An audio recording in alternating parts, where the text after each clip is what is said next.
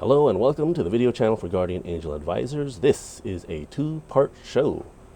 Jessie Martin from NewSite will be discussing in part A, website design, and in part 2, merchant services, apps, and the future of marketing. We are with Jessie Martin, CEO of NewSite, where he does consulting and development for business IT. Welcome to the show, Jessie. Thank you, Carl. Now, as you know, the show is dedicated to helping businesses build business credit, and there's a step-by-step process. One of them is to look credible to businesses who you want to get credit from. You know, there's stores like Home Depot is one of them, Quill is another. And as a brand new business, if you want to look credible to one of those stores, one of the things obviously is online presence. The world is digital. And that's why you're IT guru. How would you best suggest, based on the industry, I know there's different types of websites. How would one know the best website for their business? That is actually a really good question. I mean, at times, it just really depends on the type of business you are in. Depending on your industry, depending on, if it's a service versus products, things of that nature, it kind of all depends on what you need. It also depends on if you're trying to have like a members area, or if you want something where your users can come back and interact and have a personal space to do things with you. So it all just really depends on what you're looking for. I mean, you have your basic websites that are informational, easy, really simple to build.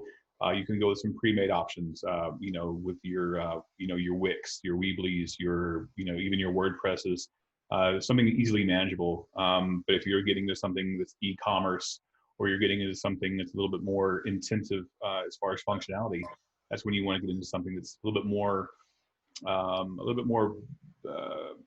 custom built and a little bit more some heavy programming on the back end of it.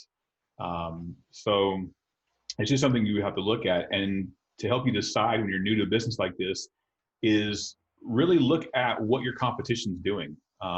What are they doing? Don't try to reinvent the wheel. If they are doing it and they're successful, go with what they're doing. Look at what they're doing, mimic it, but change it to make it, your own version. And that way you'll save time and money, not trying to figure out what's already been figured out. And you can spend much more of your time moving forward. Great. And how valuable would the home page be? Like a headline in a newspaper above the fold. And I see things like splash pages. Sometimes they irritate me because I just want to get to the content, but I know that's a great way to capture info. Absolutely. I mean, now splash pages versus your homepage of a website are actually two different things. But the homepage of your website is absolutely the most important part of your website. You want it to be extremely catching. You want it to be engaging. You want it to be with just enough information that will capture the attention of the visitor and make them want to go further into your website. So you want to put a lot of your key features, your highlights, but you don't want to go over and above with just an overabundance of information. So keeping it short, sweet, but very engaging with your visitor is kind of what you're looking for. And as far as your splash pages or capture pages, however you want to word it, you are correct. That is a very good way to get the information of the visitor, so you can stay engaged with them in a long term. That's what we call your customer retention management there. You get their email, their phone, their names, and then you engage with them on a more personal level. So you can continue, either inform them of what you're doing or continue to engage with them after your process is complete. I like when you mentioned earlier about service versus product. And then you also mentioned that you can have a members only area. But it sounds like we're getting to a lot of different menu tabs. Is there like a minimum you need to have to look like a respectable company? Yeah, I mean, the average tab, the average navigation tabs you have in a website is usually 5, which really consists of your homepage, your About Us page, which basically goes a little bit more in detail about you as a person or you as a business in general. Gives you more of a background about your business. You've got your services or product pages, which dives deeper into what you are going to offer your visitor. Sometimes you'll have a FAQ page, frequently asked questions. So that will sort of head off people who are coming and still have questions.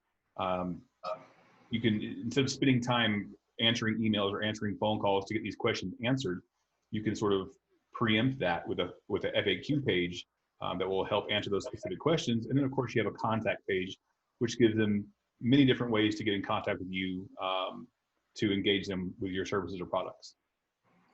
Yeah, nice. I like how you simplified it to the bare bones. And then you can always get super creative if you needed like a VIP section. Absolutely. So now that we have these computers in our pockets and 5 different pages, obviously your website's got to be mobile friendly. You mentioned to me something before where if someone's trying to get to your website and it doesn't load up fast enough, you lose them. Oh, absolutely. They've done algorithms, they've done testing, Google has, and they say that if your website doesn't load in under 2 seconds, you lose the attention of the person that is trying to access your site, and they'll move on to the next one who can load faster. Now, with the all the improvements and all the bells and whistles and all the fanciness that a lot of websites have these days, using your mobile data, things like that, sometimes can load these things up very slowly. So you have to be aware of what exactly you want to load on mobile pages, so it will be fast enough to keep the engagement of your users. And of course, with today's technologies and the different standards from a lot of these browsers and search engines, if your website is not mobile friendly, does not meet a certain speed requirement, they actually will sort of ding you. They will drop you further down in the rankings of their algorithms because it is not meeting their guidelines. So keeping those things in mind are actually a very big part of developing your business website. That sounds kind of funny though. You said if you lose them in 2 seconds, they go to another one and start the clock all over again. Absolutely. Yes. They say the average attention span of an individual is like 45 seconds. If you haven't grabbed their attention in 45 seconds, you completely lost them and they just move on. That's another reason why you want the site to load quickly and you want the site to be very engaging very fast. So you can grab their attention. And another big thing about the websites are you don't want a lot of reading material. People these days have gotten very lazy. So pictures, video, things of that nature that grab their attention, that pull their eye to the screen, is a huge part of today's websites and things of that nature. So similar to when I said above the fold on a newspaper, on the homepage, the very top part, when you just said this, don't have it slammed with a bunch of words if you can't put a video. Are there psychological things like colors or pictures of birds? Absolutely.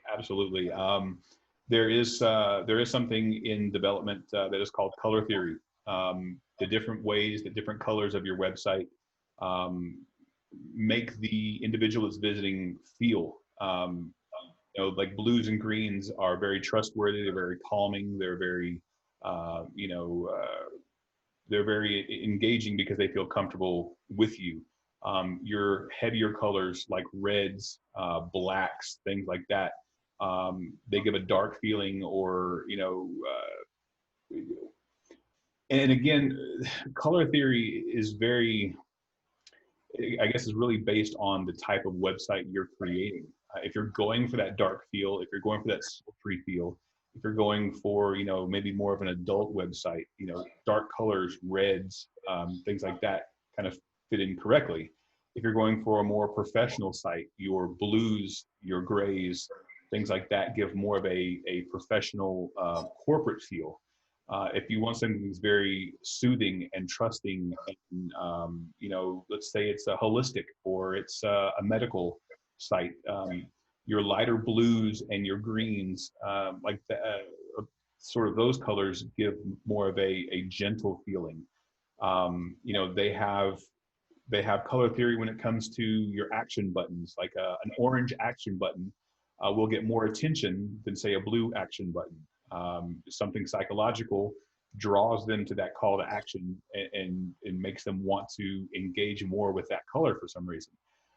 You know, of course, these are all things that, you know, Google have spent millions and millions of dollars on, and they've done reports. That's why if you've ever seen the Google symbol or the word, they have those specific set of colors, and that's all based on their research of how those colors make you feel. So now the emails.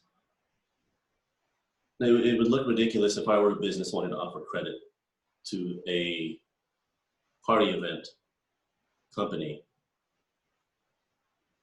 and the email came from partyholic2020@gmail.com. You know, they're going to want something professional. Maybe it is at partygirl2020.com, but you don't want to stick with those generic names. And I've toyed with several, not toyed. I've used several different, I guess, enterprise level emails, and I've found some that have a really limited storage space. And I guess it depends how big your company is. Sure. How valuable is professional email? Professional email is actually very valuable. That all falls back to your first impression. I mean, your absolute number one first impression is your website. It's their first thing they look at when they try to find something. But your email, if you were to see someone, say, you know, you're looking for a lawyer and you see, you know, John Doe, you know, lawyer at yahoo.com, it looks less professional than if you were to say, you know, John Doe at johndoelawfirm.com.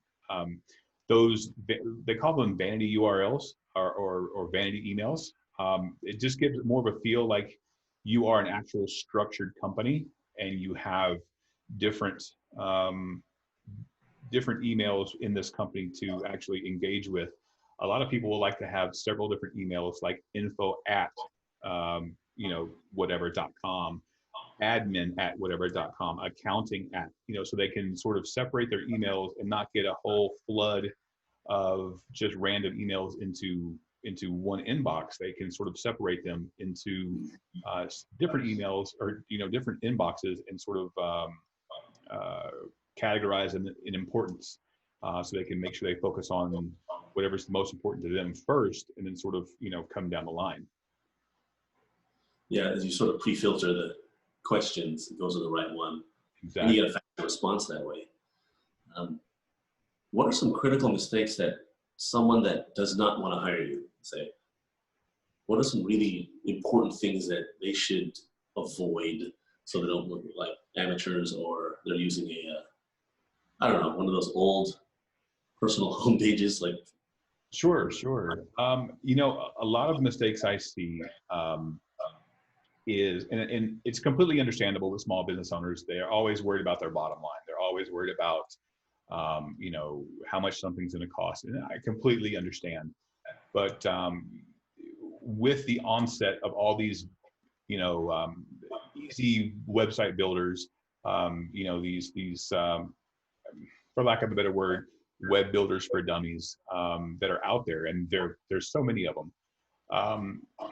It has led to an everyday John Doe being able to claim that he's a web developer because he can copy and paste things on there, and, you know, and do it that way. The biggest thing that you know, I find these people do is they look at the cost, and they always say what you you pay for what you get, or you get what you pay for, excuse me. You get what you pay for. And even at the same time, I find these fly-by-night developers sometimes charge 2 or 3 times what a real developer who will do quality work for you will do, because they can go in fast, do it, and get out.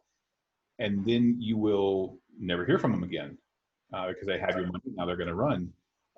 And then I can't tell you how many times I've had people come to me, and I'm the 3rd or 4th developer they've hired, and I'm trying to fix the mistakes of these other people. And I have to say, besides all of that, one of the largest things I find, the mistakes that these people do, the small business owners, they will do, is when they hire these developers, they will have the developer get the domain name for them and have them build the website, have them post the website, and they have the domain.